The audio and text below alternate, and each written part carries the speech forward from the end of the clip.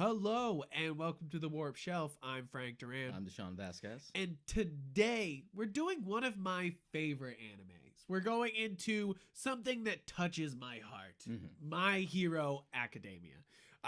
This is an anime that shot up to, I think, most people's like must-watch lists. Yeah, I remember bugging you to watch it for the longest time. And it did take some convincing. It did take up some convincing because I mean, it takes a lot of convincing for anime because there's so many that I get recommendations for, and there's so many I have to actually finish at some point. But it's me recommending. Yes, of course. That's why. And when I finally dived in, I really did fall head over heels for this show. Not immediately. Not immediately. No? Not from what I remember. It's not like you were down on it, but I remember you were about halfway through season 1. You're just like, it's not bad. It's all right. It's got like a lot of heart, but I remember this exactly. Just, but it ain't no One Punch Man though. It ain't no one. Just like the only thing those two share is that they're both superhero shows. Yeah. Frank. And once I think it clicked with me, it really took off. This one is one of those anime that, of course, it's great animation wise, voice acting wise, cast wise, and music wise, a lot of great things. But really, what gets me is how much of the actual script and plot cut me straight to my heart. Yeah, like to just somehow My Hero cuts me straight to my core. It speaks to like something deep inside me that makes me cry at these episodes constantly. And I'm not joking. Like, I do not cry at things. I know that sometimes I bring it up in this podcast that I cried at certain things, but I do not cry at many things. Yeah, neither do I. But sometimes it just like slips through somehow. It's happened multiple occasions with My Hero Academia, and there's a lot of reasons why, and we'll get into it. But I want to keep it as we could go over kind of the series a little bit. Yeah, we could talk about like the premise and stuff like that. Yeah. Before we get into the meat of things. So like, disclaimer: we will be talking spoilers later. Pretty much not manga stuff. Yeah. So if you are a manga reader, keep your mouth shut in the comments. We don't want to know anything. Shut your fucking face. We're specifically anime fans, so we'll be talking about everything up until like the latest season and movies. And you can watch this on Funimation right now. I think that's the best place to watch it. And I know it was on Hulu for a bit, but it comes and goes. Kind of comes and goes. It comes and goes. So always Funimation. We're not sponsored. Just I love Funimation. Yeah, I have the Blu-ray for the first season. The Blu-rays get really expensive, so I tend to wait for them to go on sale. Yeah, till they drop. Because there's a season of TV. For some reason, they think that's worth so much more, even though they're like, we put it on one disc. Yeah, and then the problem with like season 2 onward, because the season was like double the length of the first season, they always split them in the parts, and it annoys the shit out of me. Yeah, you're like, oh, okay. You're like, did I have the full season? No, okay. Like, yeah, can I just please have the whole thing? Just give me a complete season, which is weird because they've done that for Attack on Titan, but they just haven't for My Hero yet. Yeah, because they want you to buy like, a bunch of different They did ones. part 1 and 2 initially, and then later they would do complete. But for My Hero, they haven't so far. Yeah. It's just been all parts. Weird. So give us the lowdown on My Hero. Give us the whole thing. The premise begins with a boy named Izuku Midoriya, who has the nickname Deku, who lives in a world which is basically a superhero society. Yep. Where like superpowers are actually the norm, and people without superpowers are actually like a very extreme rare minority. He's actually born as a quirkless child, and still, despite that, dreams of becoming a hero anyway. And eventually he meets his idol, All Might, which is effectively and thematically the Superman of this universe. Yeah. And proves himself to be like worthy of becoming like the next #1 hero in All Might's eyes, and he is gifted his quirk.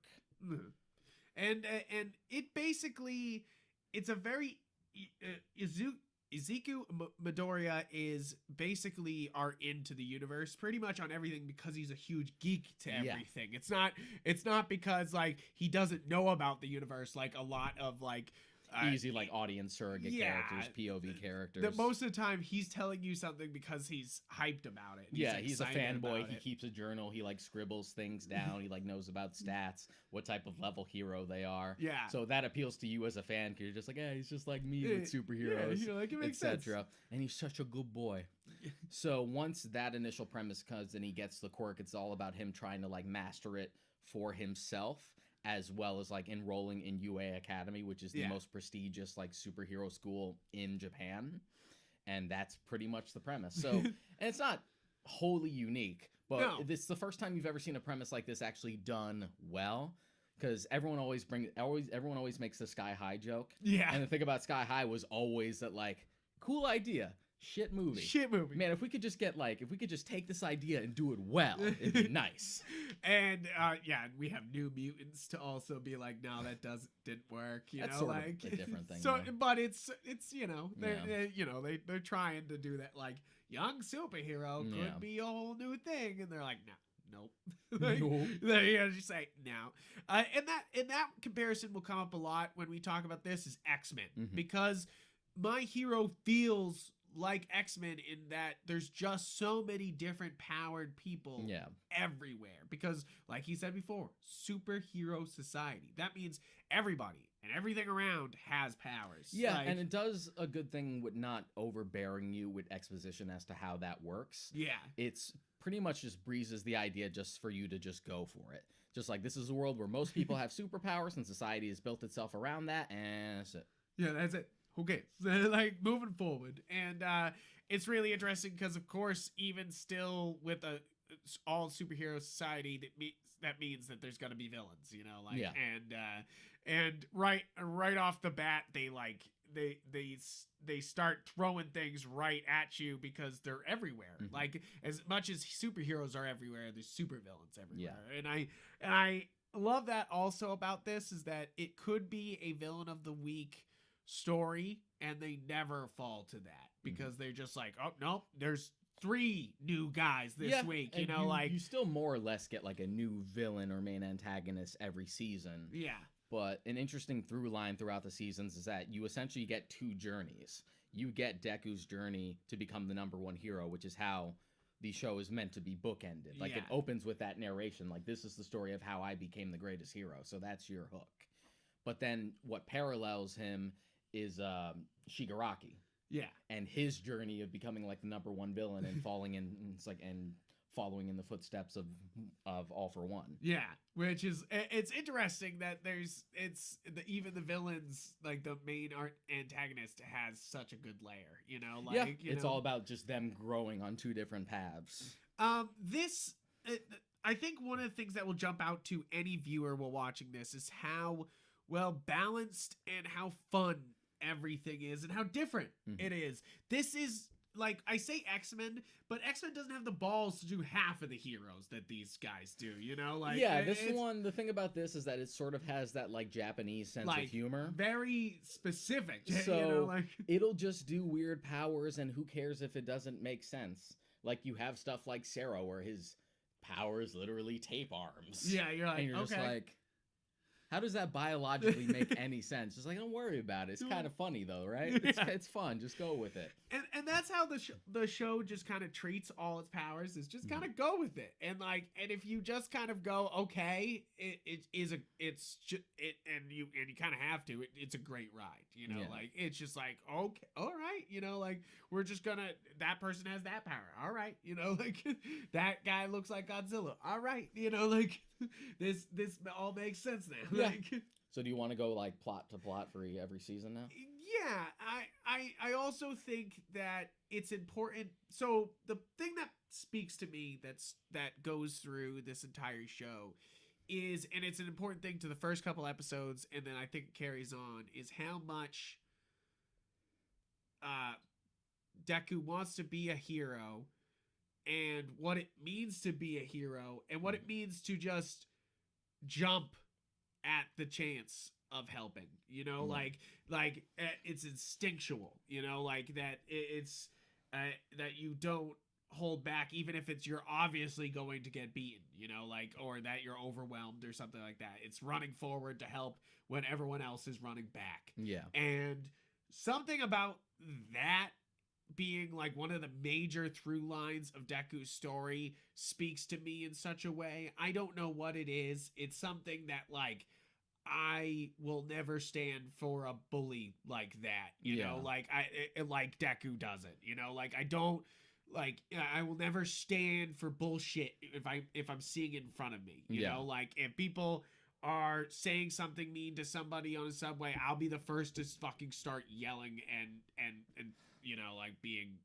you know, like stopping it, you know, like I want and I think that that's important to a society to be like, you know, like we're not going to stand for that. That's not okay. You know, like this is not okay. You know, like you are just endangering everyone else from having a good life. Like stop that. Yeah. You know, and I think that that's not only important for society, but it's like important for a person to be like notice and stand up for what is right and what's wrong and move when they see wrong in their lives. Yeah. And move as fast as Deku can, you know, like, or as you can, you know. So it really just embodies that like heroic, like ideal. And it's like, and it's important because there's over like 80 years of Batman and 75 years of Batman, 80 years of Superman, you know, like these are guys who have been around forever. And somehow My Hero can sum up that, like, that feeling of moving when you don't feel like you need to move, like you like when you feel like you can't move but still moving forward when you can't. It also helps that it's a singular vision, because there is the X-Men parallel to be drawn, and the problem with jumping into X-Men, no matter where you try and start, is you're going to have like decades upon decades of baggage. And then you also have the caveat of it's a comic, so it'll be affected by events and stuff like that that'll intercede. And writers switch and out. Stuff that like contradicts the other, and you got retcons and shit like that. Exactly. And it does have, exactly. This is a very clean product when X-Men can be so muddled at times. And I'm not shitting on X-Men. I'm really not. You love X-Men. Yeah, I grew up with I'm X-Men. not a huge X-Men fan, but I like them. Yeah. You know, like I'm just not. But I love this. You know, My Hero for some reason just strikes me. And not only do I laugh often watching this show, I cry often watching this show. I laugh, you know, like I get pumped up. I get pumped up like I'm watching Rocky. Like, the first time you watch Rocky or Rocky 2 and you're like, fucking hit him. You're like, get up, hit him. You know, like, you're like, get up. Like, you get fucking like amped. That's how I get sometimes. Like when he fights when All My Fights All for One much later, we'll get to it, but like when he fights to it, I was literally like standing on my feet the first time I was watching it, and like I remember I was there. And you're just like, it's so fucking, it just gets you wrapped up in it. And I don't know many anime that just like somehow wraps its fucking hook around my heart and is just like, here you go, come with me. And I'm like, thank you. Like I'm just like, yes, thank you. You pull on my heartstrings and I want it. You know, like you're like, give me that shit. You know, like sometimes like they can be really emotional and shows and anime. But you're just like, this is too much. I might not be able to take this. But My Hero like somehow gets me pumped up and amped up and wanting to be my best self somehow while watching, you know, an anime, which sounds so stupid, but like, and it sounds so weebish, but it's like, it's true. It's like, it's weirdly inspiring, you know, like in a weird way. I mean, like, I imagine that's the point, especially given that the demographic is supposed to be much younger than we are. Yeah, exactly. Yeah, exactly. And I'm sure and that's why everybody on fucking Overwatch has Deku or Bakugo or some other like My Hero name as a screen name, is that it's definitely for a younger audience per se, because obviously it's a high school show, but yeah, for it's a battle manga, it's a shonen, like those are always aimed at like 12 to 13-year-old Japanese boys. But I can't recommend this enough to everybody. I really can't. I'm not gonna say this is like one of the best anime that's ever happened, but it's definitely one of the most accessible. Yeah, it's always hard to say, especially when something's still going. Yeah, you're just like, it hasn't ended, so I can't be like, yeah, like that would be like saying Game of Thrones was one of the best shows. You're like, yeah, at the fucking time, like, you know, like it didn't fucking land that. It's like Dexter too. You're like, wow, that was one of the best shows ever For 4 seasons. For 4 seasons, and then let's see what they do when they come back. That's gonna be an interesting. That's gonna be interesting. But that's a diatribe. Okay, let's go through the seasons of My Hero because I feel like we're gonna get sidetracked. So season 1 is mostly introductory. This is where we meet Deku. This is where he first gets the quirk, trains to do the exam with like the robots and stuff. And then, for the most part, until kind of the tail end, 2 or 3 episodes are some of the most important. Oh yeah, they're very engaging. They're very engaging. Where he meets All Might. He meets All Might out of his form and realizes he's hurt and has to like. He's looking for a successor to somebody to give it to. The idea that like All Might's days as the #1 hero is like this beacon of hope. His days are numbered. And All Might's admitting that he's looking for somebody to give it to, and then he meets Deku because he's throwing himself forward trying to save Bakugo. He initially sort of meets All Might by accident and like accidentally like holds on to him. Yeah. And then it's revealed with like the skinny form, and he tells him not to tell anyone. And he initially rejects his idea of being a hero because he asks him, "Can I be a hero without having a quirk?" And he said no. Which is super funny. Like, it's super, like, you expect the, like, of course you can. And he's like, nope. Like, but he's very, like, pragmatic about the whole situation. Just like, no, you can't be a hero just given, like, the amount of powers and varied powers you would have to go up for, especially with, like, supervillains. But you can do something better for your community. It's like, you could be a cop, you could be a firefighter. There are other ways. Yeah. Exactly, and it's like a hopeful message, and then they like give, he actually like tries to save Bakugo from a slime creature monster, and you know when everyone else is being held back, and he runs despite forward. How Bakugo has treated him up until that point. Exactly, and All Might loves that and like decides to give it to him instead. Yeah, just the idea that you're completely quirkless and you just jumped in not knowing what's going to happen, and you still tried to save that boy despite not being able to do anything. Yeah.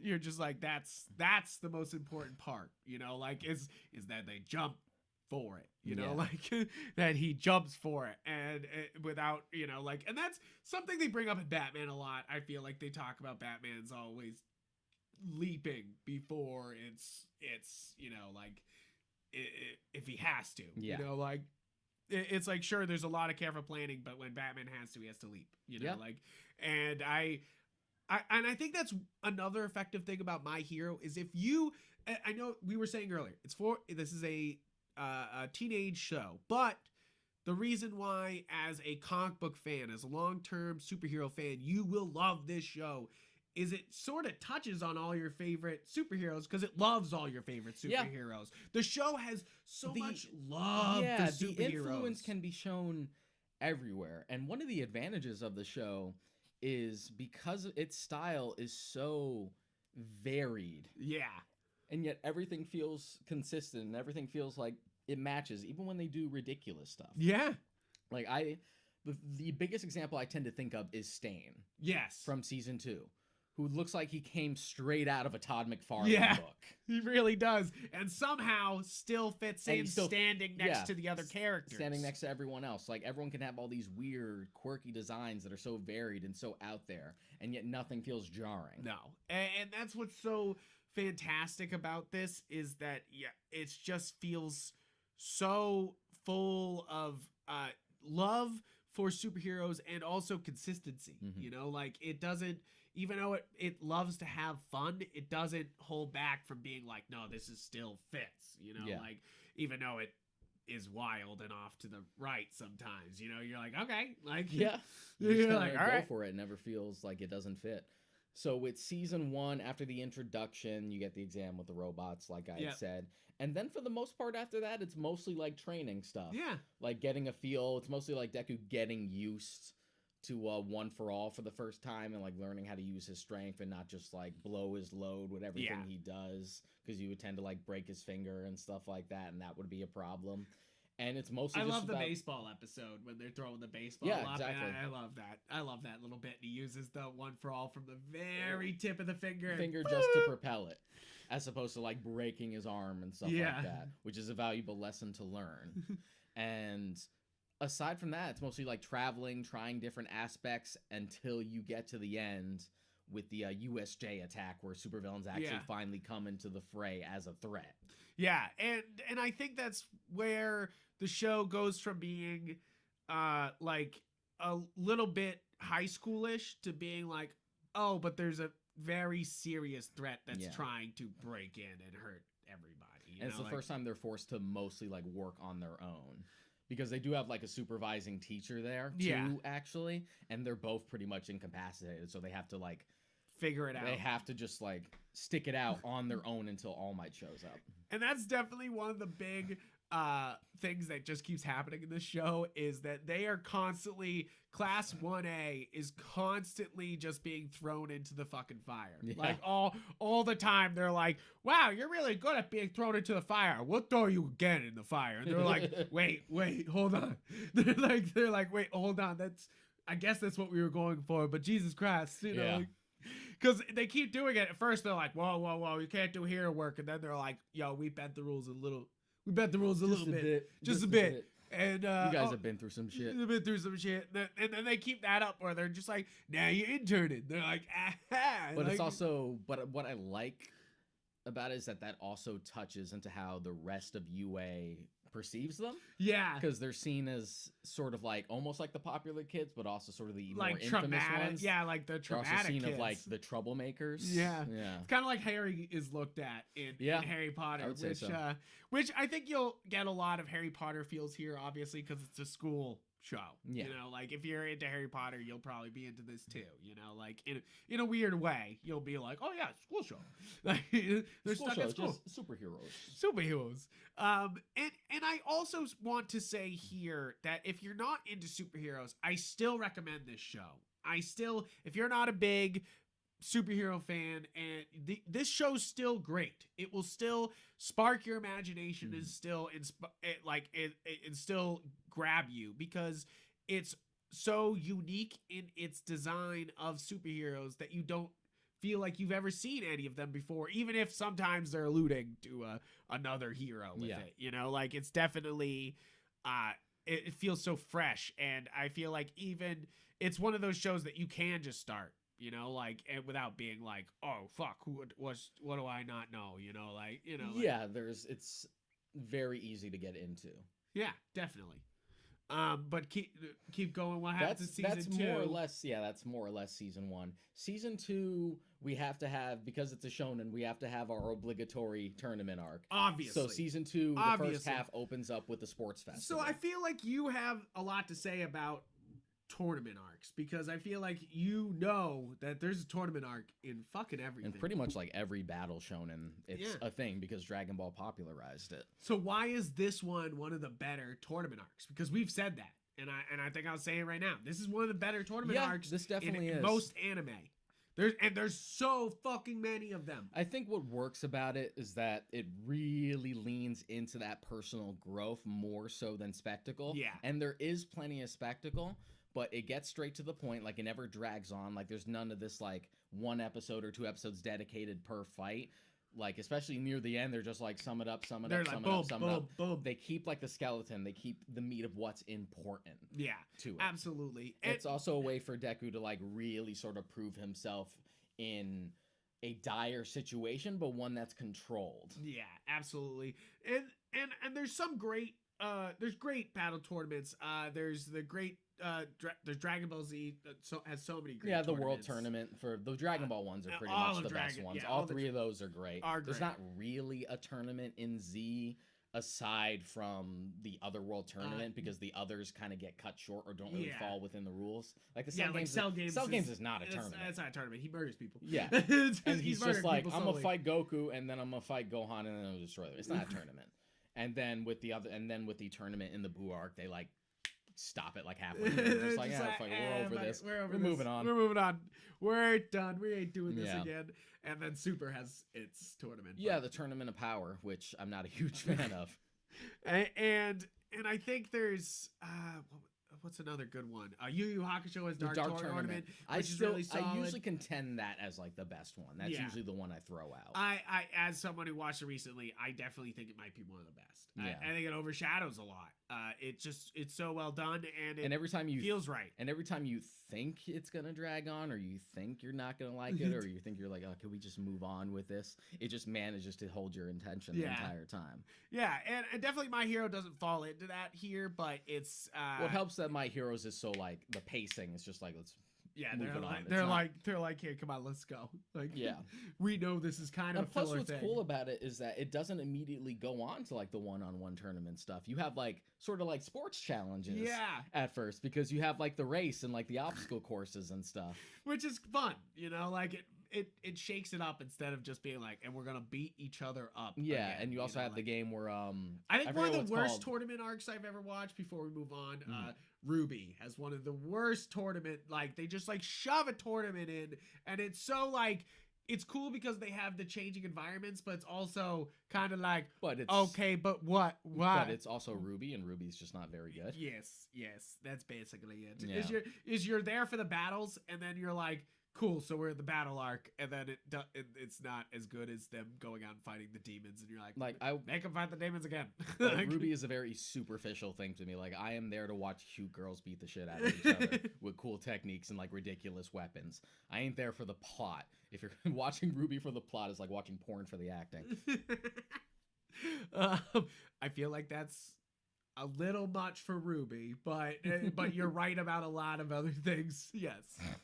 But yeah, I do think that's one of the worst tournament arcs. I just don't think it's as effective as any of these other ones we've mentioned before. So yeah, you have like the race, you have the obstacle course, you have, I always forget what it's called, but when they have like the dudes on the shoulder and they're trying to get the bandana off their heads. Yeah, that was so much fun. Yeah. That one's so ridiculous. And the fact that you could see that in like, that's like a field day game at school. But the cool thing is like it's done for points, and the fact that all these kids have superpowers, so they have to like use that for their advantage to do it. It's just that that familiarity, but just you spice it up a little bit. And they introduced the other classes here. Yeah. Because before now we've had no interaction with the other classes. It's kind of like you're like, okay, so there's one class at UA, and they're like, no.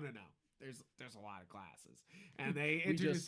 We focus on this. Focus on this one. So they kind of introduce all the other classes here and open up the universe quite a bit. You get some more lore because you get stuff like Class 1A, Class 1B. They're meant to do like superhero stuff, but then you also have like economics classes and stuff like that where they're more about like crunching the numbers and the accessories, what do you call them? The people who make the gear. I can't remember. I can't remember what they're called, but there's like a whole. But they're basically like the obligatory like shop class. Yeah, shop class, and that's the other fun part about this arc is obviously you got to up the gear, and they up the gear for everybody in such fun ways that you're kind of like, it's already fun because they're having fun events, and it's funny because like you said, there's that whole bandana thing, which is wicked funny. Like it's so like taken seriously, but also ridiculous. You get a taste of something different before we get to the obligatory get in the ring and punch each other. Yeah, exactly. And then even then they find a way to like mix it up. Before you even get to like the Deku and Todoroki stuff, you have creative uses of their quirks to like get like a taster of how everyone's powers work. Exactly. So it's kind of like introducing you to everyone. Because there are some characters who can't just punch their way out of their situation, so they have to be creative about what they do. Exactly. And then we of course have to end the season on a very serious note because they were like, oh shit, like we can't just do powers, like like we can't just do fighting each other. It's got to be more than that. And the second half of season 2 has Stain. Yeah, Stain. And Stain's a great villain. Stain's there's a reason why Stain leaves a stain on the fucking whole plot, is that he brings such a great like Joker to Batman kind of feel, where he's just like kind of spinning the whole thing on its head. And so he's like this ninja, like I said, Todd McFarlane looking dude. He's a hero killer, but not for the sake that he hates heroes, but it's more just like they're not worthy. They're not worthy. All Might is the only like true, genuine hero, and it's a good like deconstruction and examination of how a superhero society like this would work, does sort of become like a marketing thing. Yeah. More so than actual like genuine reasons to help people. It becomes more about the money. Yeah, we haven't done the joke yet that this is just the opposite of the Incredibles. Like, everybody in a world where everybody's super, like nobody's super. You're like, yeah, but this is still fun. You're just like, yeah, but also Incredibles, we should have done this. You know, like it's just one of those things where like when you become a hero, if you want to actually make it out there, it's like establishing a brand. Yeah, exactly. And Stain does a good job of, first off, being like, what is a hero? What does it mean really? Like, what is just self-serving crap? You know, like what is just like just being looking for the glory instead of being like I'm actually trying to help, you know, like and it's interesting how much of an impact Stain makes on the series, because even though he really only shows up in the latter half of season 2, it doesn't really take long to deal with him, though he is a genuine threat. But even though he's arrested after the fact, like his interactions in that moment when he confronted Deku, Todoroki, and Ida, like make it like leave a lasting impression on the arcs going forward, because you have like people joining the League of Villains who were directly inspired by his Stain. ideals. Yeah, and they like want a hero hunt too. Yeah, and they're joining the villains. You know, like they want to be like, that's not the right type of hero. You get a weird copy of him in like a lizard guy. He's dressed exactly like Stain. He's like a super fanboy, and he's the one who like brings up Stain the most. He's like, this doesn't match up with Stain's ideals.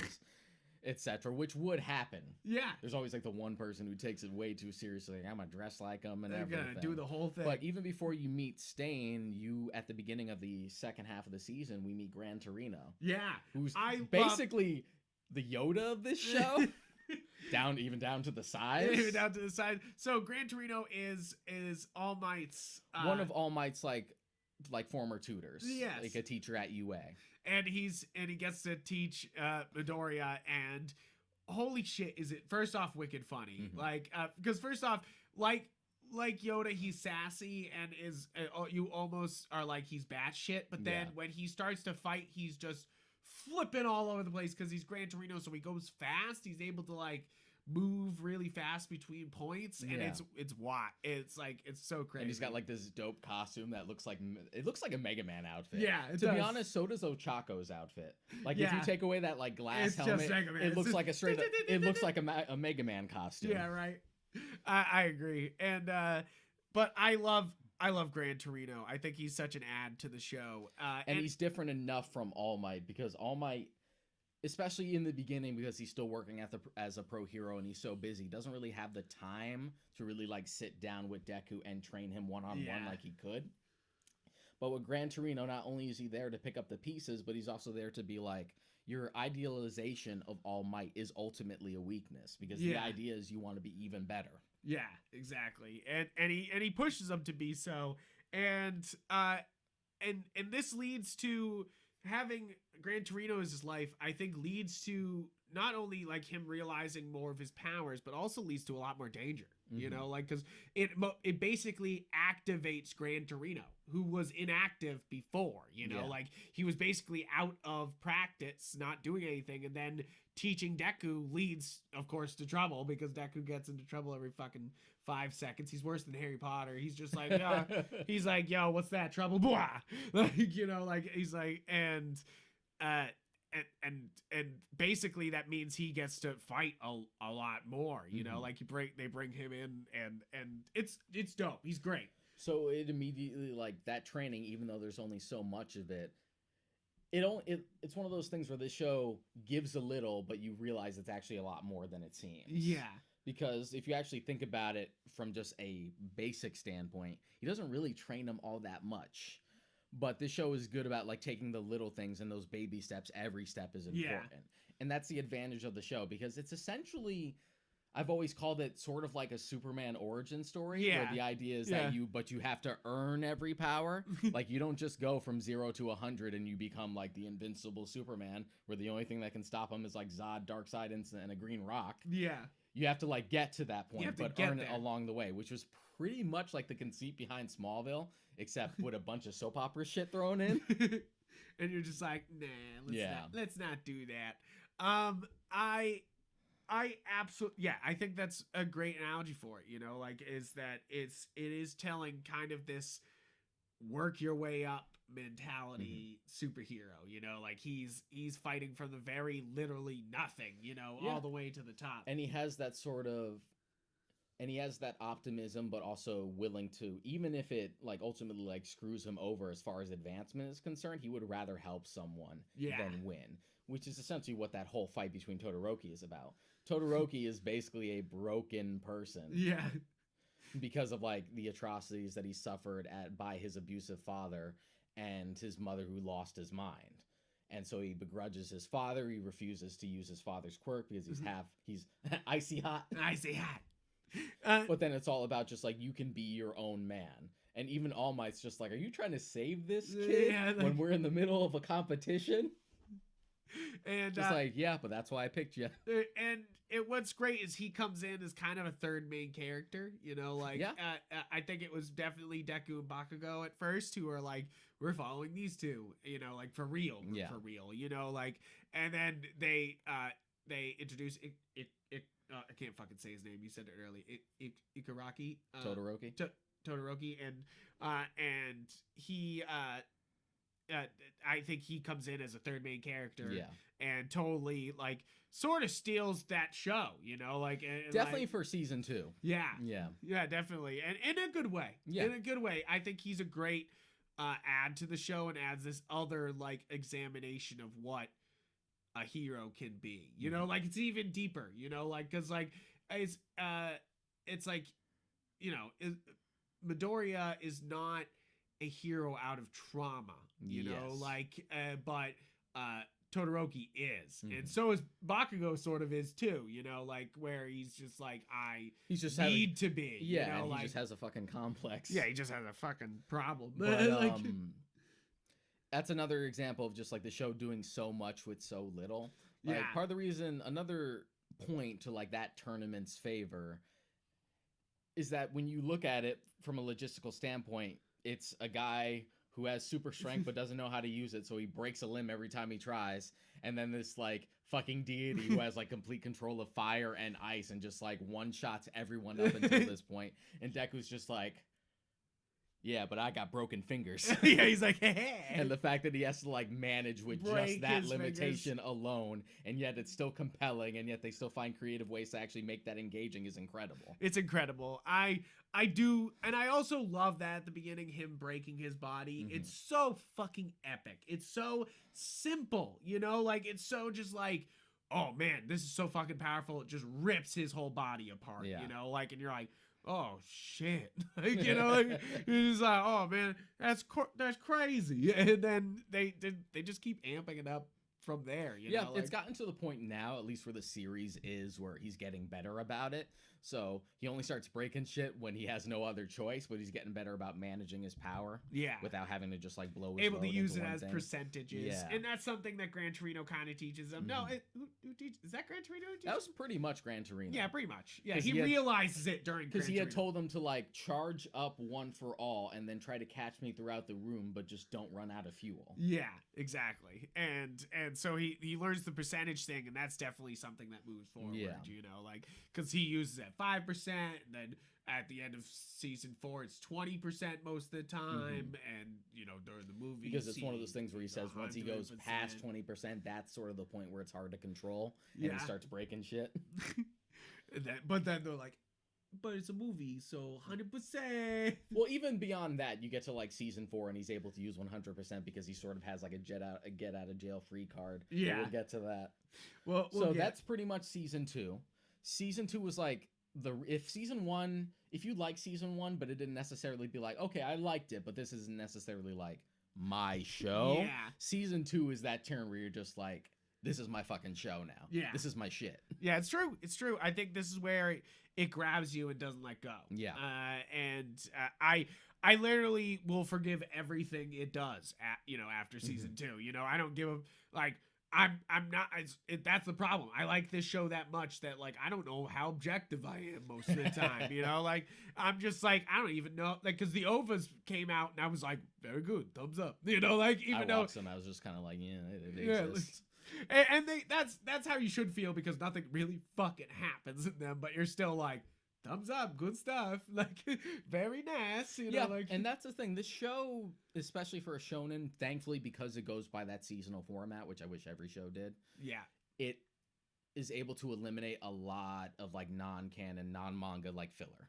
Yes. Because I have to use filler in like an anime term, because filler to you and me generally is just like anything that just seems like it's just padding. It's just nothing. Yeah. But like, filler for an anime connotation always rings like, oh, it wasn't in the manga. Yeah. So it has like a different meaning. That's why I have to clarify.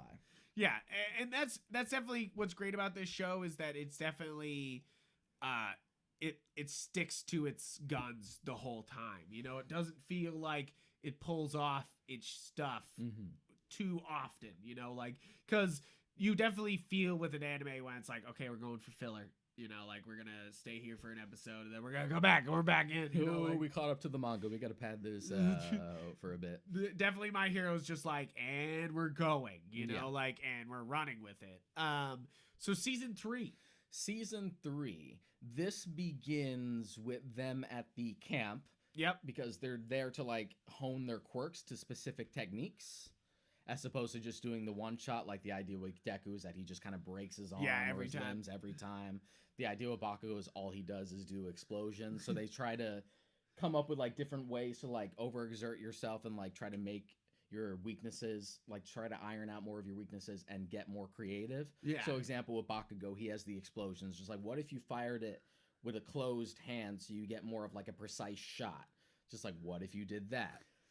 Just like Ochiko. What's cool about this is that they're basically being like, fan theory, what if you did this, you know, like you know, like, what if you made this, it would be better, you know, like, and they do it, which is another thing that's great about this show. It seems to be a great anime is keeping up with you, you know, like, because a bad anime, you've already guessed it, you've already know what's gonna happen next. You're like, okay, I seen enough anime, I know what the fuck's about to happen next. That's what's great about this show, is it keeps up with you. It's constantly being like, you had a thought, guess what, I did too, here we go, you know. It's like, also pretty good about like earning new techniques and stuff like that, whereas like with an anime, especially with like early shonen like Dragon Ball, you get a new technique because we need a new technique. Yeah, we need it to happen, and you just don't question it because you're just like, whatever, it looks cool. Yeah, whatever. Here it's all about just like, here's the logic behind this. This is how I get from point A to B, and this is how I can hone it and why it makes sense. Yeah, and that's why this is the greatest. Another thing that I don't think we brought up yet. This is the greatest origin story that we haven't seen the superhero actually for. You know, like, it's an origin story, but also it's not, because this is the whole story, you know, like, and, you know, like, and we're still in the origin. And that's what plays well with this, is that, like, you can kind of tell it's, you know, Deku's not going to die, but you don't know anything else, you know, like, you know, like, other than he's going to be the greatest hero, you know, like, and what does that mean? And what does that take for him to get there, you know, like, and that's, and what's weird about that is that it does make this a prequel, but it also lets it do whatever it wants, really, you know, like, the implication is that the narration, at least more so in the sub, is that he's definitely older by the time this has happened. This isn't really in the dub. I know in the sub, when you hear that narration of like, this is how I became the greatest hero, it's still the same voice actor, but his voice, he's like dropping it, implying that Deku is older at that point. Yeah, that makes sense. I always thought it was like, because this show's called My Hero Academia. I assume this is only about him learning, you know, like, and I mean, we'll talk about it later, but I think that they could be like My Hero blah blah University. Blah. Yeah, exactly. Like uni, you know, like, or something like that, you know, because that way you just continue it, you know, like, you just like keep it going, you know, like, but that's so with season 3, it starts with the camp where they're trying to hone their techniques, and then it's interrupted by the League of Villains showing up with their new recruits who mostly like follow Stain's ideas. And it all goes to hell. Because the teachers are kind of incapacitated again, and the kids just have to survive on their own with a much bigger threat than they had last time. Yeah. This time there's multiple Nomus, And this time there are much like deadlier villains at their disposal, because last time you really just had Kurogiri and Todoroki. Now you have like 6 people to contend with. Yeah, exactly. And one of the heroes they introduce actually dies. You know, like they actually kill one of the 3 kittens that they. No, they don't. No, they take away her powers. They do. They take away. That's for a while. It did seem like she was like straight up dead. Yeah, but they couldn't find her body, and then we find out later that she had her quirk taken away. But like that's a. You know, like it kind of like raises the stakes in a way, you know, because it wasn't just like a character that they like introduced. It was like the character that was in a couple episodes before they were like, and they were like hey. established pros. Yeah. So the first half of season 3, I say so far in the show, like gets the scariest. Yeah. Because the attack is like in the middle of the night. You have frightening stuff like Dobby. You have like the silverfish guy where like he has the metal teeth. Yeah. Like he came out of a Hellraiser movie. Yeah, and his mouth just like exploding like out. One of the shit. students loses a fucking like hand. Yeah. And you get stuff like Tokoyami, because it's deep at night, he can't control his dark shadow properly, so he goes berserk and they have to worry about that. Yeah, it's one of those where it just like keeps going wrong. Yeah, it just goes wrong woods. and wrong, and then it culminates them with ultimately losing because the League of Villains managed to successfully kidnap Bakugo. Yeah, and then they have to get Bakugo back, and Yeah. that's that. So season 3 is a wild ride because you have to get Bakugo back, and then that means that One for All. I mean, not One for All. All for One comes out and is willing to fight, you know, like, and you're just like, oh wait, no way, hold on. Yeah, and believe me, they really hype him up. Yeah, they really do. This is the main bad guy. This is the guy that supposedly hurt All Might enough that he has to pass down the power, you know, like. Yeah, he killed his master and he injured him so bad that's why his days are numbered as the pro hero and why his health is on the decline. And the way it's even described, and it's good that they like never show any flashbacks, because what's in your imagination is always going to be more interesting. Like, oh, no one got to see this fight, but it was like the hardest fight of his career. And All for One just being like, I still remember you charging at me with your guts strewn about the ground. And you're like, oh shit. Yeah, you're like, oh shit, boy. Yeah. So you get like the Bakugo rescue operation where, of course, like Deku has to get involved. And they're ultimately the ones who save Bakugo. Yeah. Because they intervene. But that also gives All Might the chance to like go all out against All for One. Yeah. But he has like the limited time because he can't keep up that like buff form of his as long as he used to. He was already saying in the Nomu fight at the end of season 1, like that, because of that fight, like my time is this much dramatically less. decreased. Like I put a lot into that. Yeah, because that's the fight where he does the multi-punch. The multi-punch and he punches the Nomu out of the dome. And even then he was just like, oh man, if I was in my prime, that would have been nothing. But I had to put so much effort into that now. Yeah, and I love that shit because it's like the aging Superman, like you know, dying Superman shit, and it's so well done. And so this whole fight is on paper, not much actually happens, but it's just one of those things where whatever services the story is more important than actual just like what's on paper. Yeah, exactly. Yeah. What's actually shown, like spectacle. My God, though, it just, when I talk about cheering for something, this is the moment that I just couldn't fucking handle myself, you know? Like, I was so on the edge of my seat because the way the show has been continually telegraphed is that All Might will probably not make it out of this. Yeah. And it seems like they were really pushing that kill him. as the moment. Like, this is the martyrdom. This is kill him. This is going to happen. And you've grown to love All Might so much as a hero, as like a fatherly figure. He's very much like that Superman type character where he's just completely altruistic. So, and he's such like a perfect mentor, and you're like, fuck, it will probably serve the story better if he dies, but I don't want him to die. So the whole time I was just like on the edge of my seat, episode to episode, just like, you're gonna give me a goddamn heart attack. Yeah, it definitely like, it starts fucking with you, you know, like you're just like, you come out of every episode being like, my heart is fucking racing. You're like, please don't do this. You're like, don't fucking kill All Might. But the way they sort of go around it is clever because he ultimately does win the fight, but it becomes his final fight. And while he doesn't die, the All Might persona is basically dead. It just can't come out, you know, like he just can't I mean, I think he can do it for appearances, Mhm. but like not really, you know. Like, So it is like the death of All Might on a thematic level, if not a literal one.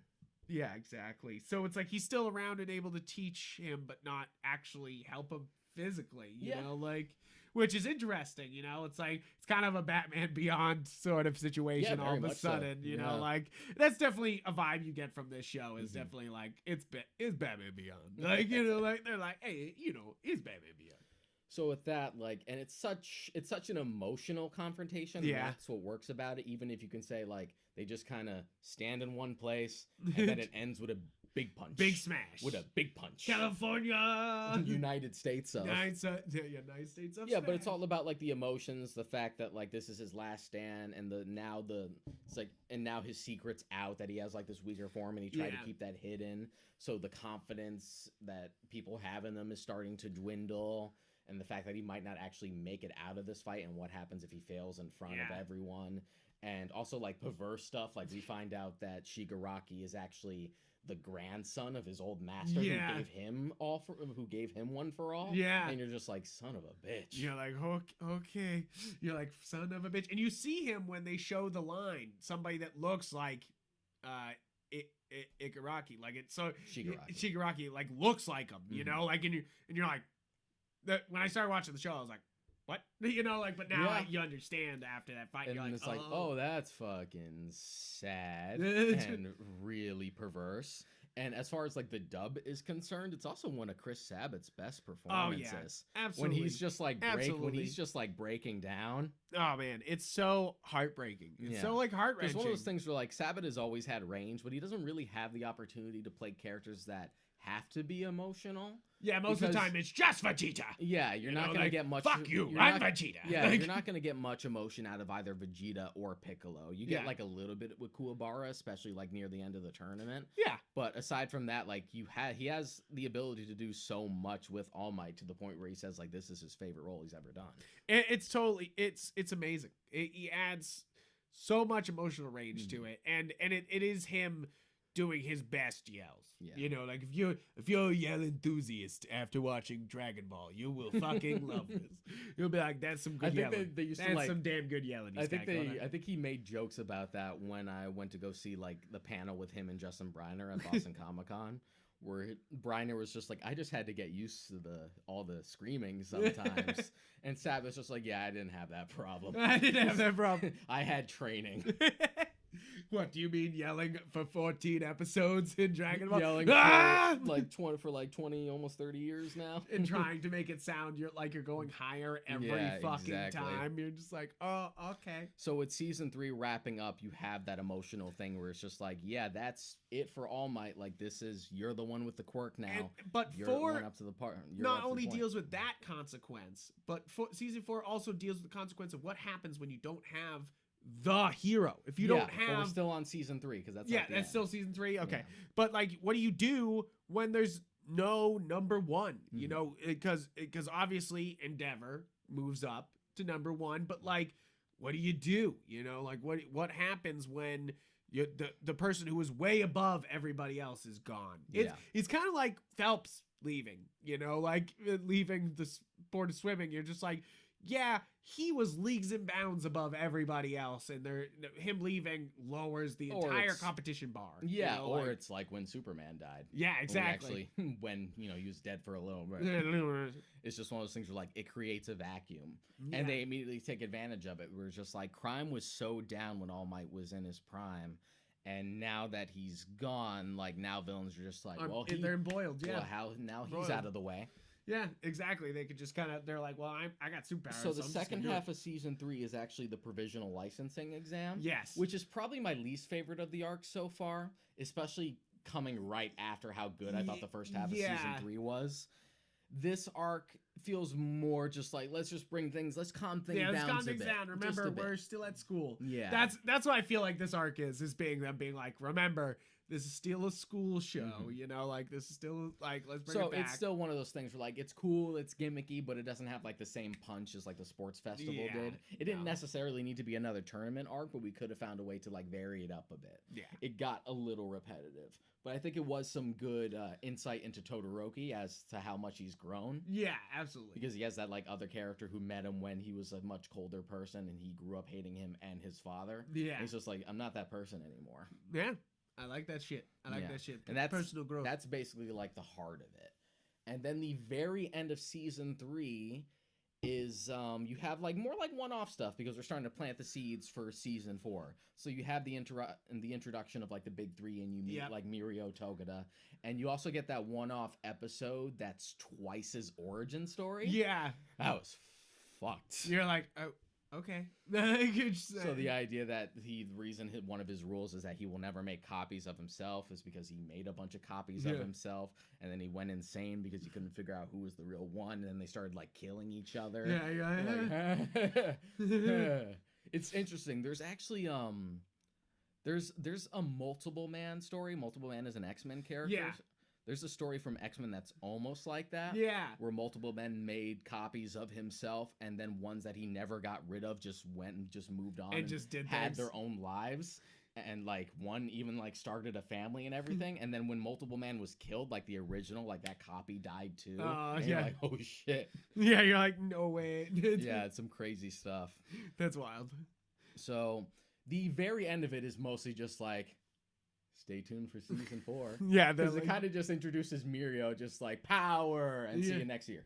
And see you next year. Exactly. They're like, look, he comes through walls. Yeah. Like, and they're just like, whoa. But in between the first half and second half of season 3 is when we got the first movie, Two Heroes. Yeah, Two Heroes. So I watched this this year, and I got it on the Google Play. I definitely. I like this movie. It's all right. fine. But it's a big, it's fine. You know, yeah, like I saw it in theaters, and I like it fine. To be honest, it's one of those things where like it becomes more of a chore to get through the more I watch it. Yeah, I don't think it's a rewatchable. It's definitely thing. not a rewatchable It's definitely, one. It's like an OVA where it's just like a watch once. You do not need to come back to this. You know, like sort of thing. It definitely has some cool ideas. It introduces some cool things. It's definitely fan servicey and fun, but it also doesn't have what I love about the show is the emotional through. You know, like it does, like, because the emotional through is that like that his old sidekick is betraying him, and you know he's dying. But all of it just kind of rings hollow. Yeah, and you're just kind of like, you know, like, which is a shame because I do love the actual opening for the first movie. Just the idea.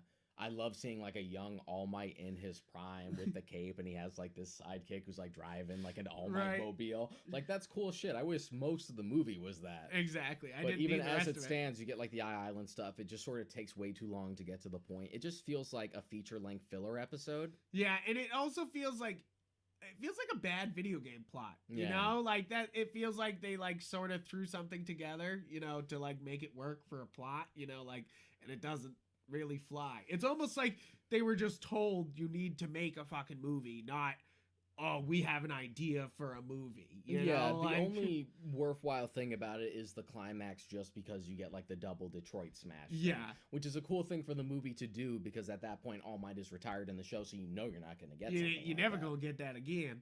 That over. That done with. So you get to sort of tick that box, knowing that the show was never going to do it. Yeah.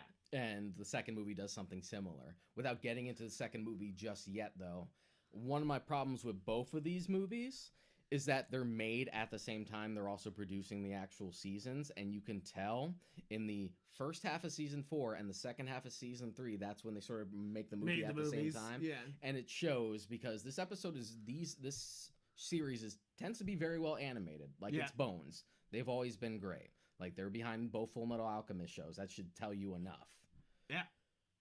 the second half of season 3 and the first half of season 4 are noticeably unpolished. Yeah, it's weird. It's like it's a dip.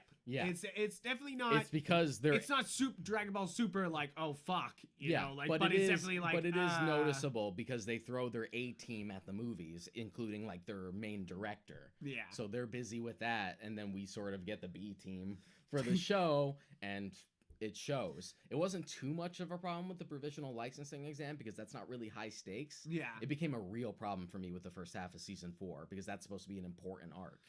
What happens at the beginning of season 4? I'm forgetting. That's the overhaul stuff. That's the overhaul stuff. Yeah. I do like the movie, but it's another one where like you could feel it right at the end where it just goes, no, none of this fucking matters. You know, like you knew it wasn't gonna matter, but like even at the end, it's like no. You know, like it just like brings you the kibosh. It's like a real big, just like we really didn't need this. Yeah, it just feels unnecessary. I'm not saying it's bad because it is a fun watch. I've seen worse and I've seen better. Yeah, exactly. I definitely think it just could have been an OVA and you would have been like fun. You know, like instead of being like big theatrical release. So then that leads into season 4. Yeah. This one was an interesting one because it was delayed, and this was before COVID, so it wasn't because of that. I forget why they delayed it. It might have just been like the team working on something else and having to push it back. We usually get a new season of My Hero like in April. Yeah. That's how it was for season 1, 2, 3, and will be it for 5, but for 4 they pushed it to October. Yeah. So that was a long wait. And 4 is this really solid season. It's a little more all over the place. I feel like I would say so. Yeah, I would say it's a little bit more all over the place, but it's definitely it feels like it's got the highest stakes. So at points, you know, like where you're like these guys might die. You know, like season 4 is the one that deals with the Yakuza, which is interesting to see how the Yakuza are portrayed in this world. Yeah, because as far as Japanese culture is concerned, like whether or not you like them, the Yakuza are like a big part of Japanese culture. Even though they're like a huge criminal organization, that's just what they are, and they aren't going away.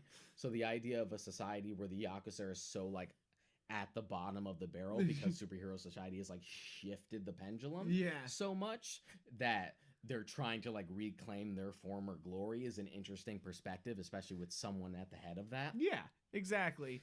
And this is where you get more into Mirio's character, who seems to be like a fan favorite. Everyone loves Mirio. Yeah. They're just like, no, yep, he's good. Like, so just the idea that like he's this great student. He has like this permeation quirk where he can become intangible. The idea was that originally before Deku came into the picture, All Might was actually considering him.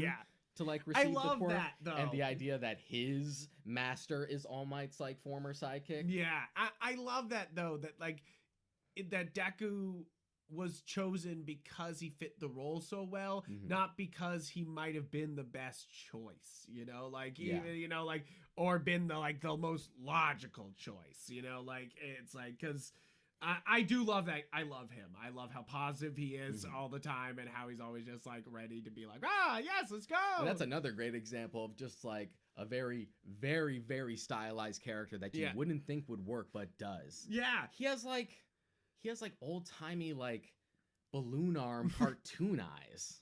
Right. You're just like, what? It's like, and yet it doesn't feel out of place. And then the funniest thing is when you see his parents, they have that exact same look too, but you don't question it. Like you do for a sec, but you're just like, fuck it. Yeah, you're like, whatever. It all runs together. You get the introduction of Night Eye, who is like such a stark contrast to All Might. Yeah. Who's like super optimistic and nice. Night Eye's very like pragmatic and cold. Yeah, and he can, after he touches somebody, he can see 30 minutes into their future, or I think it varies. It varies how long they touch him. Yeah, how long he touches. So he can pretty much get glimpses into the future. Yeah. And the reason him and All Might had a falling out was because he foresaw All Might's death. Yeah, And All Might's just like, regardless of my death, like I still have to keep going. Yeah, exactly. And he's like, but don't. You know, like he's like, but don't. And that's like, so you get stuff like that with Deku, like working for him, doing for the internship because he couldn't get Gran Torino again because Gran Torino's back being active again. Yeah, he's being active again. So he's too busy like working with the police force and stuff now.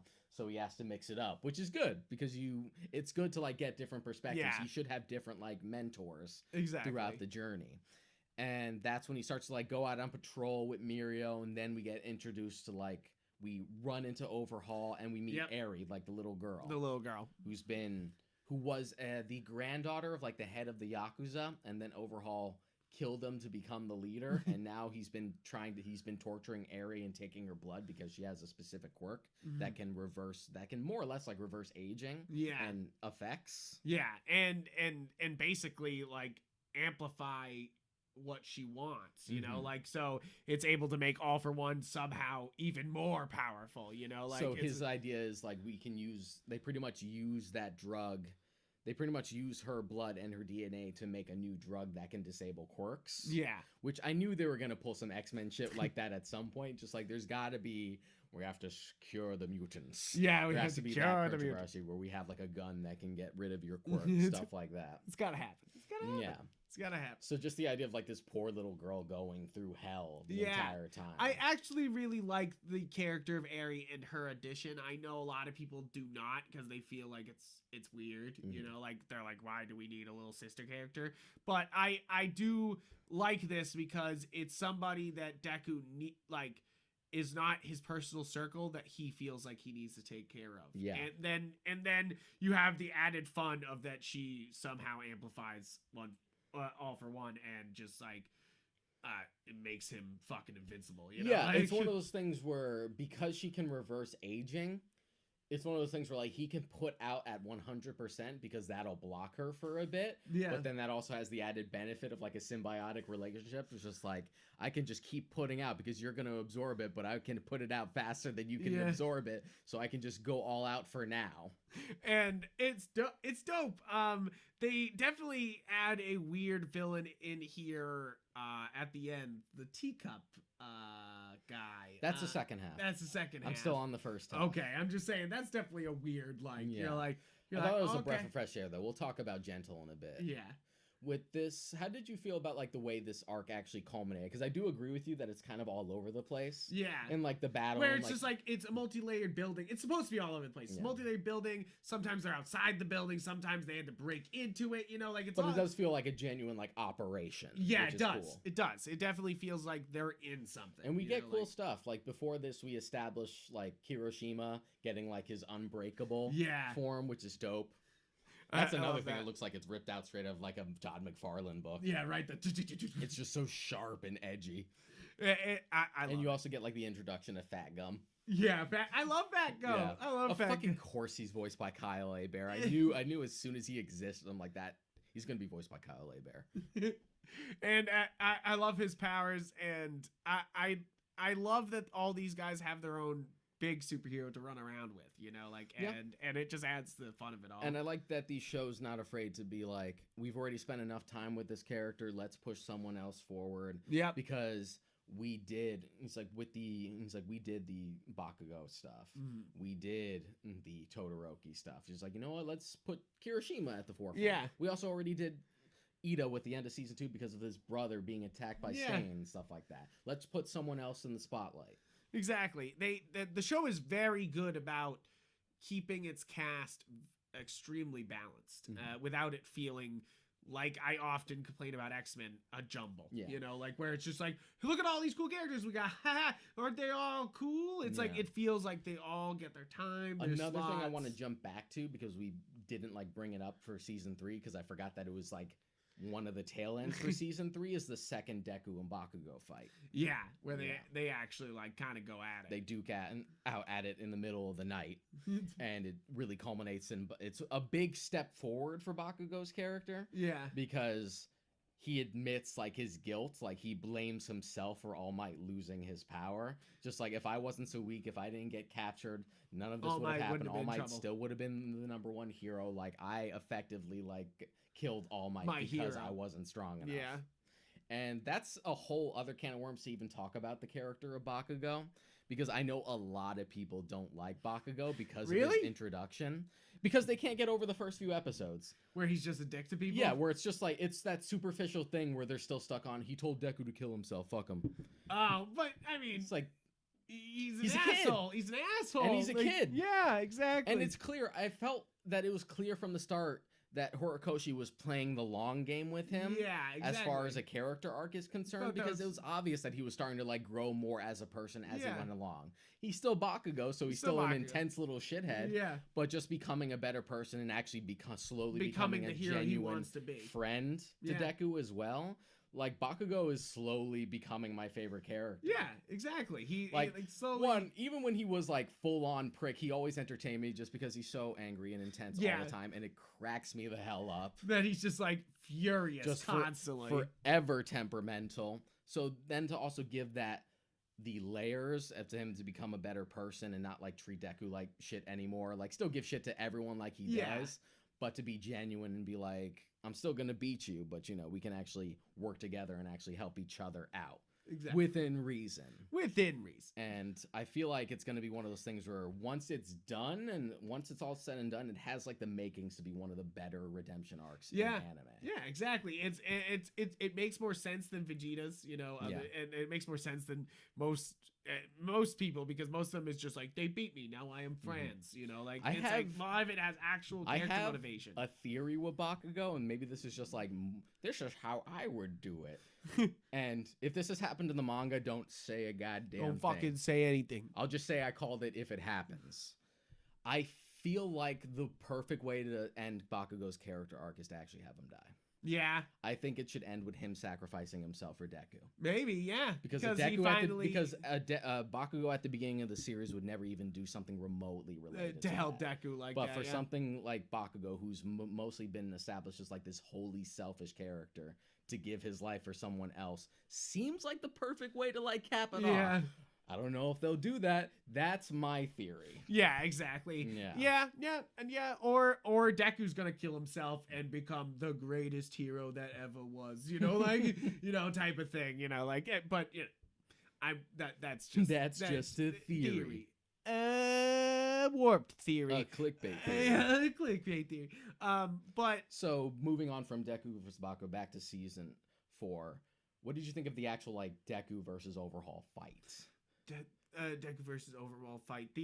That's the one where Arion is back. Yes, and I love that. That was so. It's that dope. Was sick. It's dope. That was so dope. It's dope. It's just mainly just him going full, you know, like, and you're just like, hell yeah. Yeah, and this was the first indication, because all you had was like the veins and like the cross across his like face and stuff like that. But this is the one where it's just like the electricity's around him, his skin is brighter, and his hair goes all Super Saiyan where it lifts up. You're like, oh shit, we're getting into some real stuff something here. else this here. Is full shonen now. Yeah, exactly. So the idea that it's a perfect set of circumstances for him not to hold back. Yeah. Because Eri is there. Because he has to output faster than she can like bring him down. Yeah, exactly. And I think that it's an excuse to let loose, and it's great because it's such a great payoff after watching seasons of being like, oh, 20%, you know, like, and it's finally like, let's go, baby, you know, like. Yeah, and there's no like pro hero ex machina, because it's not like All Might's gonna come and save him this time. Exactly. So he has to finish the fight. So it's the first big measure for him to like take a victory wholly on his own. Yeah, exactly. He's got to finish it. Well, with Area on his back, but you know, but you know, like, I definitely, I think it's one of the better fights in this whole thing, where you're just like, okay, all right. It's like, also, even though Shigaraki doesn't play much of a role for this like section of the season, or really even the second half.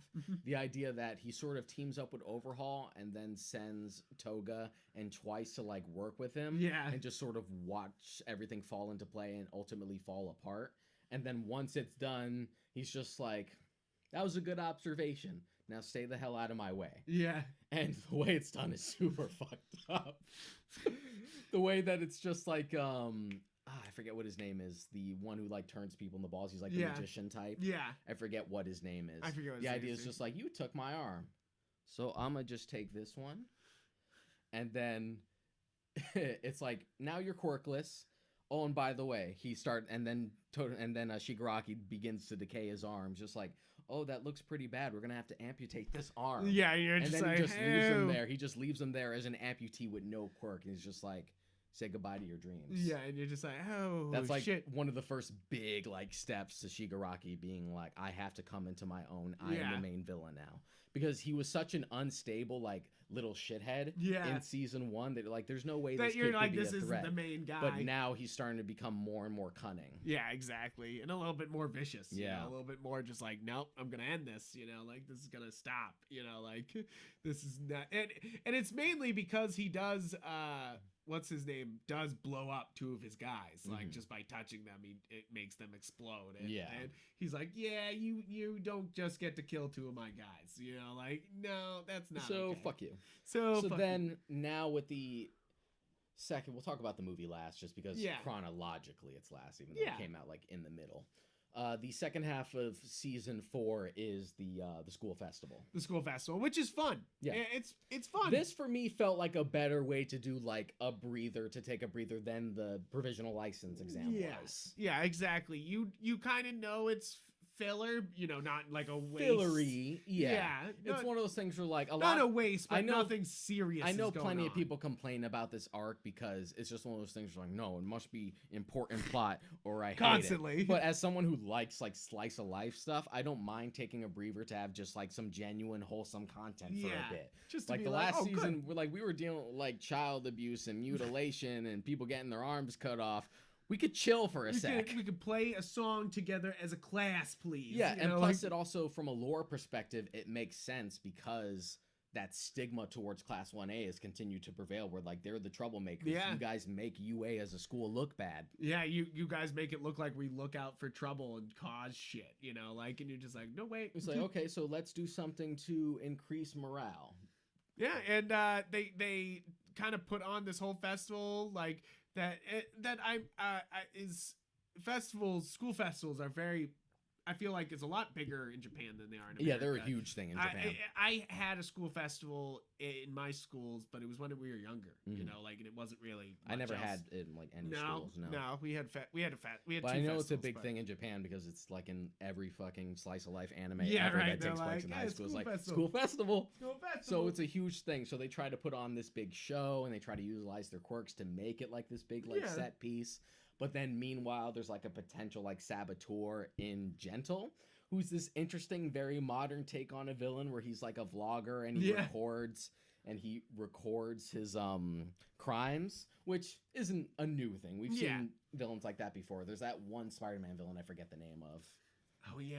Yeah, you know who I'm talking about. I forget what her name is. I forget your name is. Yeah. But so it's just one of those things where like, okay, that makes a lot of sense. But what I like about Gentle is that it's one of those things where he wanted to serve a bigger purpose and sort of leave his mark on the world, and he couldn't do that as a hero just because he kept getting screwed over. So he felt like he became a villain just because he could sort of reach that fame and like recognition, even though he's not a malicious villain. Yeah, it's basically just all for show. Exactly. But it's just one of those things. That's literally why he's called Gentle. Yeah, it's kind of great. It's like Deku has to deal with a villain that like is a threat to something he loves, but is not a threat, you know, like is not like actually a problem. So it's like I really like Gentle and La Brava. I find them very fun. Like I don't need I love the name La Brava. I love it. It's so funny. I love their designs. It's ridiculous. Like I don't mind like a more shenanigans type villain because you would get that in comics anyway. Yeah. Like you have the more serious, like edgy, actual threat, we need to take this seriously villains, but then you also have like the funny ones. Yeah. Like Condiment King. Yeah. Or Shocker in anything. So you are never, ever, ever, ever a threat. But, you know, sometimes we got to deal with you. He's robbing a bank again. Oh, shit. Got to beat him up. Like, yeah, exactly. He's always like first level shit. You're like, oh, it's exactly. Like a Shocker. So it's nice to just mix that up. And then as far as the actual set piece is concerned with the school festival, it's a lot of fun and it's very heartwarming. Yeah. It's actually a pretty good song, too. Yeah. Like, I was kind of thinking that. I was like, this season will be fucking ruined if that song sucks because they've built it up for 4 episodes and they're going to be like, we're going to play the song now. And I'm like, if that song's like English dub bullshit where it's like super generic and you can't like it doesn't make sense. One of those things know, where like it probably sounded a lot better in Japanese, yeah. but it just doesn't translate well. Exactly. But no, the interesting thing about it is that it was recorded in English in both languages. Yeah, and you're like, all right, cool, okay. Which was the same case for Might You, which is like the operatic vocal version of You Say Run that they use in the Overhaul and Deku fight, and they use in the second movie. Yeah, exactly. I definitely think that this season 4, it just ends with the festival, doesn't it? Or pretty much. Yeah, pretty much. And then it goes into 2 OVAs after that, which is just a training thing. You have the school festival, and then what's capped off at the very end is the Endeavor thing. Yes. The end where we meet Hawks. Yes, where you meet Hawks, which it was the first time I saw Hawks was here, and I thought I love the introduction of Hawks because they just don't explain shit. They are just like, look how cool this asshole is, and they're like, and you're just like, yeah, he is. So Hawks has a really fucking cool design. As far as powers, he's basically Angel / Archangel from X-Men, but what they do with his feathers is a little more specific. The idea that he can control every individual feather at all times pushes that a little further because he can make certain shapes. He can manipulate them in certain ways. He can carry people. He can carry people. He can use them as projectiles. Just that simple idea just makes it that much better. It's pretty cool. Yeah. And he's just got this great little design, and you're just kind of like, it's one of those things that he's introduced where they're like introducing the new list of like the pros. new pros. Now that things have shifted. And he's up there, and you're like, yeah, he deserves to be there. That's cool shit. And what I like about him is that he's not necessarily all there for the fame, but he understands fame and marketing and the brand as a byproduct, and knows how to interact with his fans in order to gain that. And that's one of the things he's trying to teach Endeavor, because Endeavor is genuinely trying to be better now. He's trying to not be a piece of shit all the time. Yeah, and yell at everybody. Which is another thing that people, because people are superficial, try not to accept. Just I refuse to accept Endeavor trying to be a better person, because I guess you just refuse the idea of redemption for someone. You're like, or why? Someone trying to own up to their shit and be better. You're like, but why? But why? Why can't somebody get better? Like, what's wrong with that? Second chances, everybody. Now moving on into the movie, which we rewatched this today. Now this is Heroes Rising. This came out in theaters. You also saw this in theaters. I did not. It came out pretty much between the 2 different arcs for season 4, which was interesting because there's a lot of things that weren't established yet. We hadn't met Hawks yet. Endeavor hadn't done the prominence burn thing, so he hadn't had the new armor. Nice. And Deku hadn't gotten his new glove with the air bullets. So seeing all 3 of those things, and also seeing more faces of the people who had One for All before him, all that shit was new. Brand new. So it's just okay. All right. I guess we'll get context for this later. And I knew going in that they said that the movie was taking place a little further on as to where the manga is now as opposed to the anime, and I really worried about that because I didn't want to get spoilers for something major. But thankfully they didn't really spoil much. It's just those little things. It wasn't anything huge. It wasn't any, someone died in where the manga is right now, and just where are they? What do you mean they died? Nothing like that. Yeah, nothing like that. This is a great. This is far in a jump better than the other movie. Yeah. This definitely was more like it. This is definitely more like that's basically what you think the entire movie. You're just like, this is more like it. This is much better. This is what I was fucking looking for when I was looking for a My Hero movie. I don't think this movie's perfect, but I definitely do think this is a great one, and it's definitely up there with one of the better anime movies. It's one of those things where in shonen when it's a shonen, you're always gonna get a slew of non-canon movies. I'm used to it. Yeah, there was fucking 13 of those for Z before they started making those actually canon with Battle of Gods and shit. Yep. I don't ask for much for these movies because I know they're just an excuse to be here's some feature budget. And here's some crazy shit. And here's some crazy shit you wouldn't get in the show. You deliver on that, and I'm good. But the problem with 2 Heroes is that it couldn't even really deliver on that all that much, and everything leading up to it didn't feel worth it.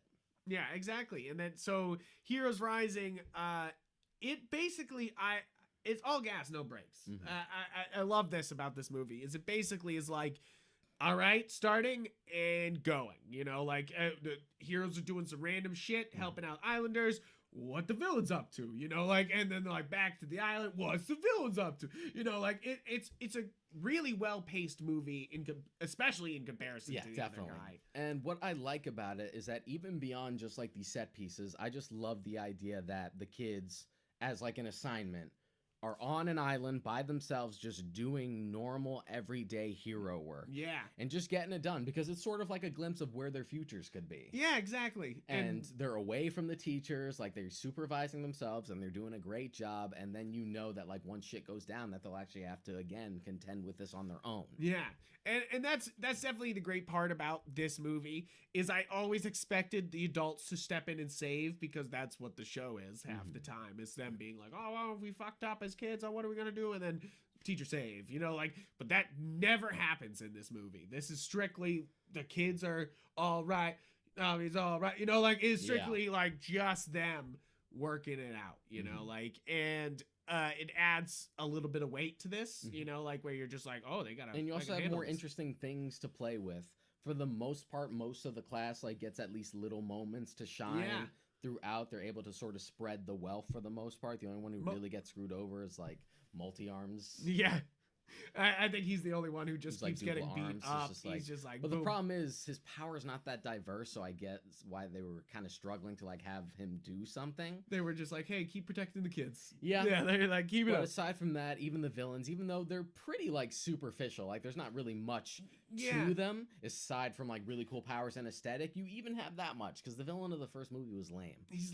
There's nothing remarkable about him. No, I actually kind of forget what he did. You know, like that's my problem is that all four of the villains in this are good, you know, like, and I actually like want to remember and think about them. You know, you got Chimera, you got Mummy, and you got Slice. Yeah, they just call her Slice. Yeah, she's basically Medusa from the Inhumans. Her power is that she can manipulate her hair.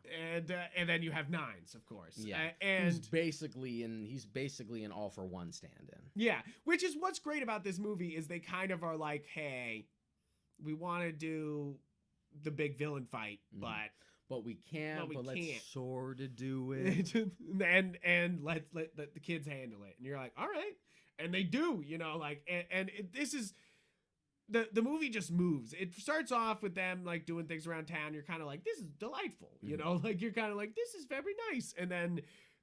Once the villains, you see what they're up to, and once the villains get to the island, it is just straight balls to the wall. Yeah, like, they basically come flying in on a cruise ship that they crash through everything and smash into the island, and just like, we're here now, and siege the fucking place. You know, like, and that's the best word for it, is that they basically siege the island to get who they want. And the fact that like. In that first attack, they're only able to like take down 1 out of the 4. Yeah, they don't even get all. They don't even get all of them. All they take down is Mummy. Like Mummy's out, but then the rest just overpower him. Yeah, exactly.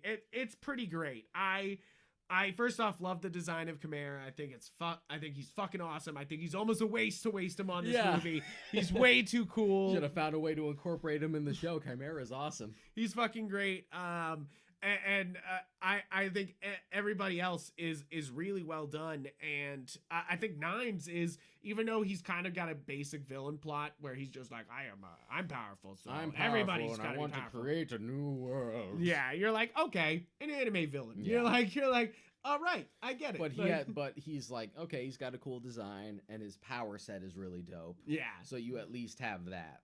Exactly. And the fact that even though he's basically an all-for-one stand-in, the fact that he's like a lesser version of him. Yeah, makes it cool. Like he can pull quirks, but he only has like a set amount he can pull, and it has to be like a specific blood type, and his quirks are acting against him. Yeah. Like his body can't handle it, and that's pretty much the crux as to why he's there. And then it's basically just all-out fight. It's like the teams breaking off to try to take down everybody here. The fights are great. I love the final fight. It is something else, you know, like is hype. We were talking about this during the rewatch, but it's one of those things where even if they didn't do the double like one for all thing, it still would have felt like a satisfying amount of action. And, I would have been like sick. And I doubt there was many people going into that expecting like the double one for all thing. Yeah. Fun fact about that idea, that was actually something early on that Horikoshi had planned for the ending. Really? But then as the story developed, he wasn't able to find a place for it. Huh. Which further leads into my theory that Bakugo's gonna die. Yeah, you're just like, he's gonna go. But that was one of the things he had as an idea for the ending, but then once as the story developed, he's just like, I don't really have a place for it, but you guys can have it. You guys can have it. It's got great it's just got great action, really mind-blowing stuff. It really uses its feature budget. Nines really brings it, even especially at the end. He really fucking brings it. I mean, you're just like, holy shit. The polish better bring it because it affected the first half of season 4. It hides it fairly well. I think the moment where it really caught up to them was the confrontation between Mirio and Overhaul, which everyone had hyped up in the manga. Yeah. Like, everyone kept saying, like, there's this fight that Mirio has with someone important, and it's, like, one of the best moments in the manga, and it really makes you love that character. And then you actually get to it in the anime, and you're just like, this sure is a slideshow. Yeah, you're like, yeah, sure because is. we don't have the resources to actually animate this fucking thing. You're just like, oh, this is sad. This is not. I know a bunch of like manga readers were just like, yeah, that wasn't a good representation of that. I'm like, yeah, it's a shame, but they pretty much pulled the resources. They saved on that so they could pull the resources into the actual Deku fight. But it's just one of those things where why do you have to make the movie at the same production time as the anime? Why can't they be separate things? Yeah. If anything, you should make the movie in between so it really bridges the gap between the seasons to tie you over. But you know, you gotta take a break sometimes. Yeah, as they've actually said that this is the final movie. I don't believe them. No way. I don't believe them. I don't believe that. I'm going to say that this is the last one for a while. Yeah. I'm going to put it that way, that this is the last one they'll do for a while. Because, like, come on. That's what I feel about this series. This is endless. This is endless. This is our new One Piece if it wants to. You know, if it wants to, it's our new Dragon Ball. It's the new, like, it's going to go as far as it fucking wants to, you know? Like, and I would be surprised if this is stopped at 6 or 7 or 8 seasons, you know? Like, I really do think that this could, if they want to, they can just be like, all right, here you go. Here's another one. So, all right, here you go. Here's another one. About that double one for all thing. Yes. That was fucking sick. That's fucking sick. Especially... And it was cool not seeing it coming. Yeah. Because I knew ahead of time, because Horikoshi was dropping hints. It's just like, there's something in this movie that I had planned for the initial ending, but didn't have room for it. I'm just like, what could that be? Yeah.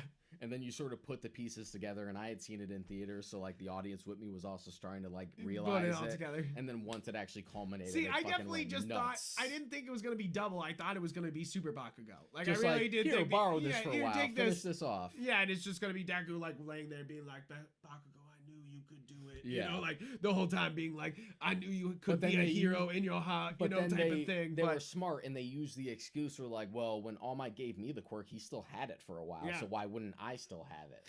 And I love the animation at the end where he just becomes a fucking blur, though. You know, like that is, it's so simple, but somehow hype as fuck. You know, like he's just like going so fast, just like. Yeah, and we already got a taste of what that would look like because of the Overhaul fight. Yeah. But I love the way Bakugo looks with One for All. He's got that like fiery Super Saiyan ass hair, right? And he's got like the red eyes instead of the green. Just like, I like that they get the triangle eyes. You're just like, that's weird. And it like shifts and wiggles and stuff. It's like unstable energy. Yeah, it's like a fire. It's like a flame on the inside. You know, like, and you're like, oh fuck. Like, it's just one of those things where like it further cements like them as a great duo. Yeah. Even if Bakugo's a stubborn asshole, because you know you got to have the stubborn asshole. Yeah.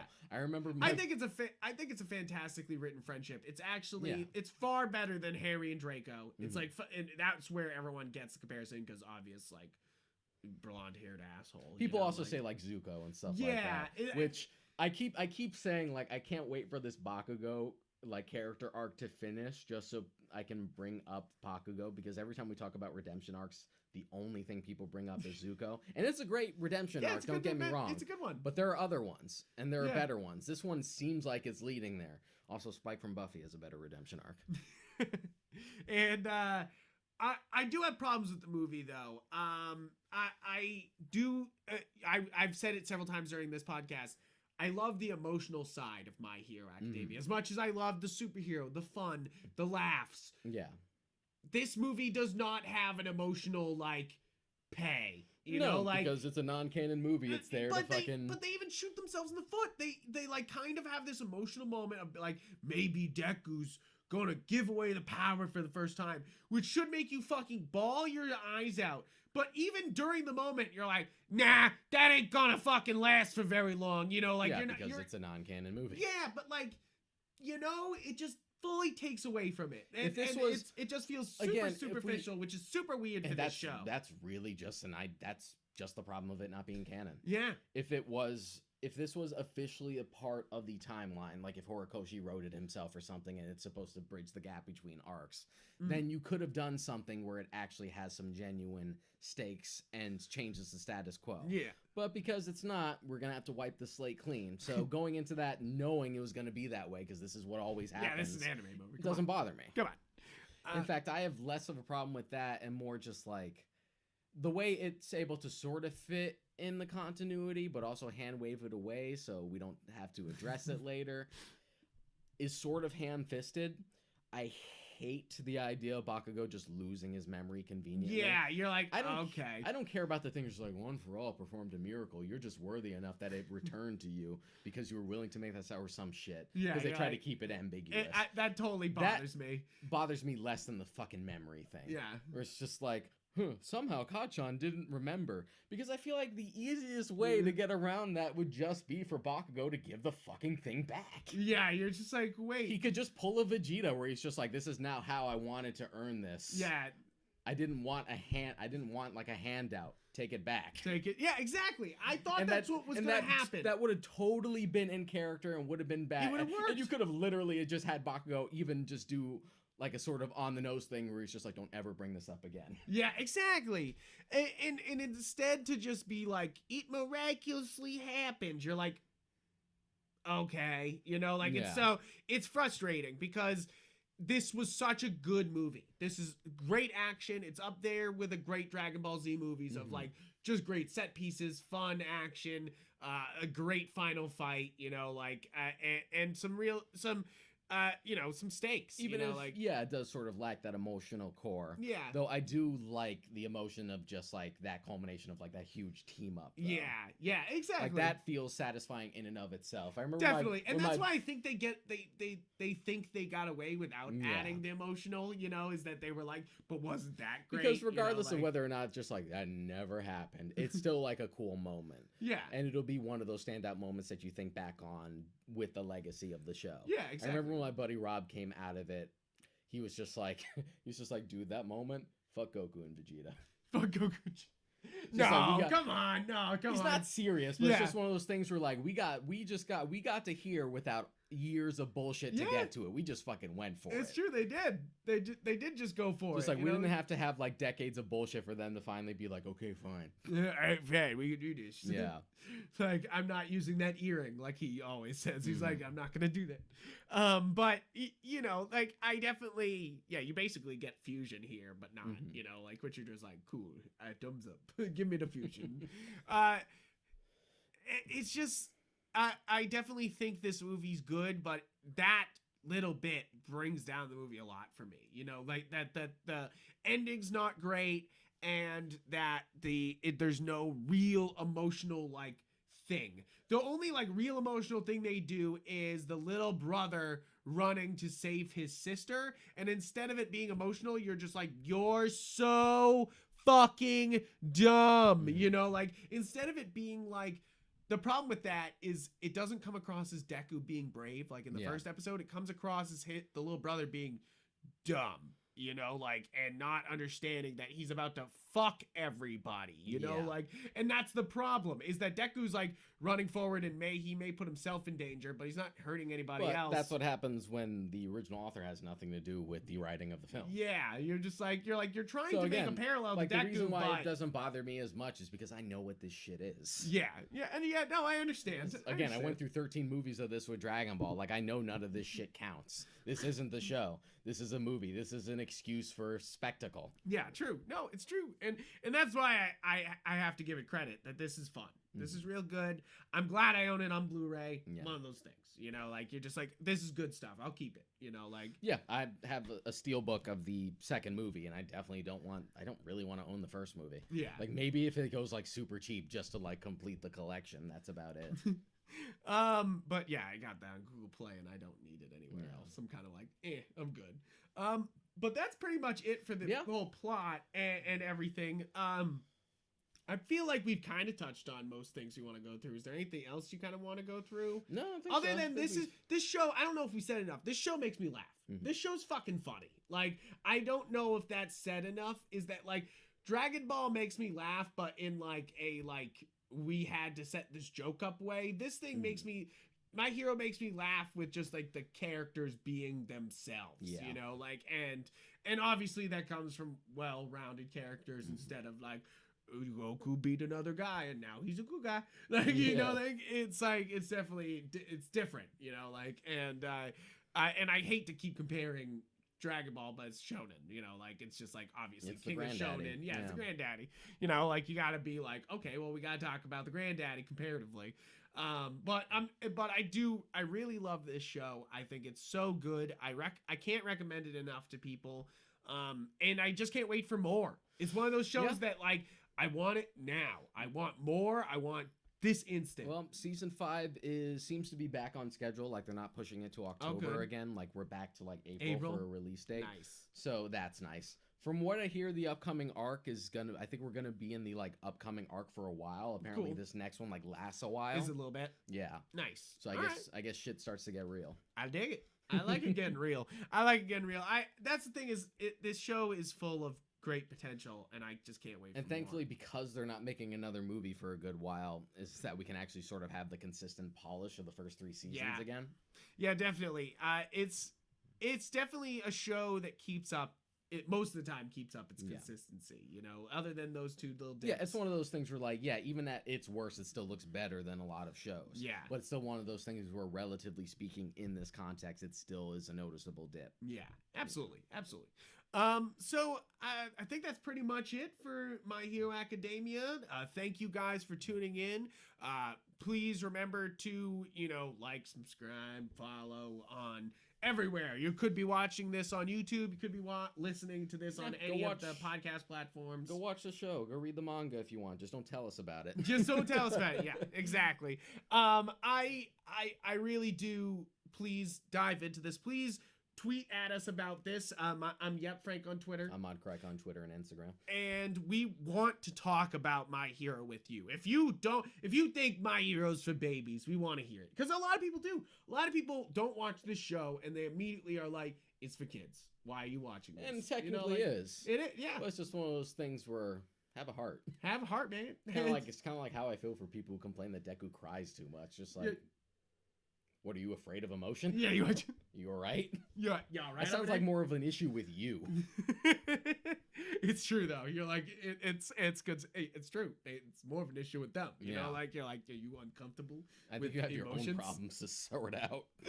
But it's another thing where he just gets me. You know, like for some reason I'm like Deku, don't cry. And that like it was a running thing in season 1, but it's continued to like not be a thing as the show has gone along. It's not really a factor anymore. No, it's not. It's not something to complain about anymore. No, definitely not. It's just not like it shows up a lot in season 1, and then season 2, it's like 1 or 2 times, mostly for a gag. Yeah. And then by the time after that, the only other time it happens is like when during the All for One fight. Yeah. Which makes sense that he's crying. Yeah, at that exactly. Point. That's perfectly warranted. That makes sense.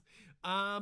And please, guys, reach out, go check our site, galaxyandgeek.com, where we have many other reviews and all the podcast episodes that you will like and love. Thank you guys for tuning in. We do this because of you, and please watch more anime. We have a whole ass how to get into anime episode that you can listen to if you haven't already. Or listen to it again. Write down the list. Write down the list. And definitely, you know, put this on your list. Yeah. Put My Hero on your list. All right. Thank you guys and have a great evening. See you next time.